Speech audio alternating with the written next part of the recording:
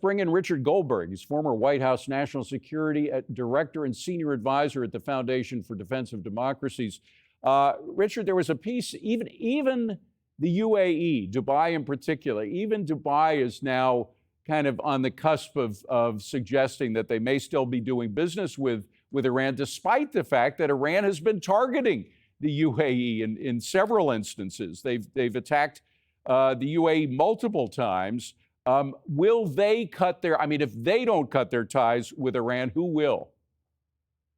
Well, the UAE has long been one of the sanctions evasion hubs for the IRGC.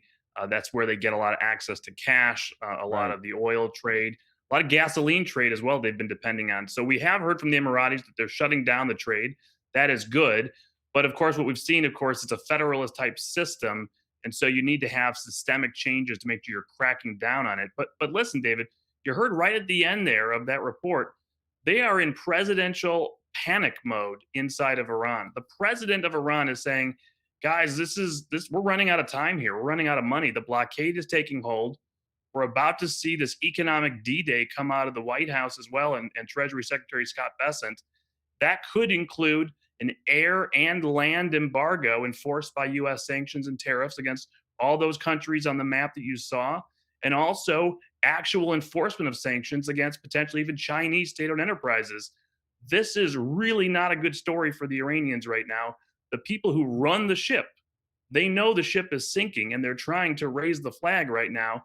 But yeah, those hardline IRGC leaders, they may want to go down with the ship, and the president certainly could arrange for that. So what you're saying is that this difference of opinion that we're seeing now in some of these posts, it's not just good cop, bad cop negotiating tactics that we're seeing now, because they have been doing that in the past. You know, one person would say one thing, another person would say exactly the opposite, just to kind of confuse our side in negotiating with them. But you think there is a real division that could lead to a split, that could lead to the end of the governing body there?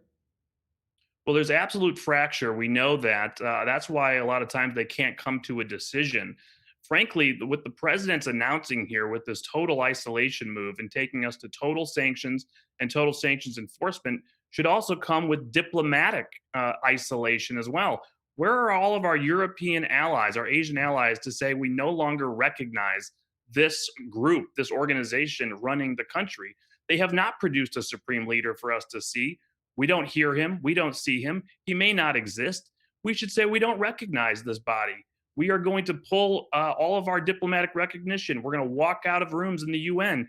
We want our allies to pull their embassies as well. And by the way, to any ally out there that's going to give them access to hard cash in any way, let their flights take off, let anything come out and over land, let a bank conduct a transaction, we are going to come down on you hard. Hmm. I don't think this is really sustainable for this regime, whether they like it or not. And by the way, David, at the same time, we are working to relieve the pressure on ourselves. We are seeing success with more and more oil coming out of the Strait of Hormuz, assisted Yeah. by the United States Navy. So time is on our side, not on theirs. Well, it is. Of course, there are a lot of people running for office in the midterms that are thinking the time is not on our side. But you know, meanwhile, lost in all these discussions about our negotiations with Iran, what's happening in the Strait, there is a profound change in the Middle East that seems to be taking place. Correct me if I'm wrong, but today or this week we had signs of that. We had the president of Lebanon, who happens to be a Christian, by the way, Christian President Ayoun, was meeting with the Pope earlier this week. And that was pretty significant to me. It showed that Lebanon is beginning to act like a sovereign nation, not just a puppet of Iran. Things like that, and whether or not Iran still can afford to pay off the Hezbollah crowd in Lebanon, or Hamas for that matter, in the Gaza Strip. Those changes are significant, no?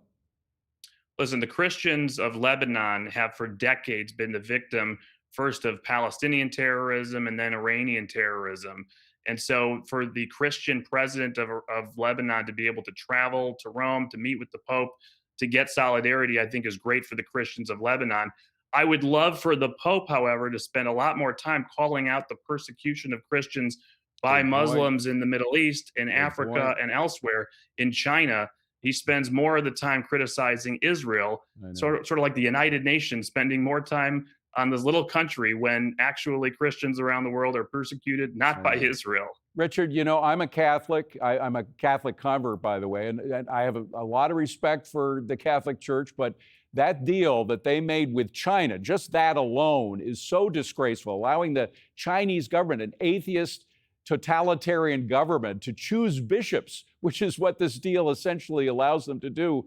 This deal was one that the current Pope inherited from the previous administration, so I don't want to pin it all on him, but yeah, there needs to be some changes in the Vatican foreign policy, but that's a subject for a different conversation. Great to see you, Richard. Richard Goldberg, appreciate it. Thank you very much.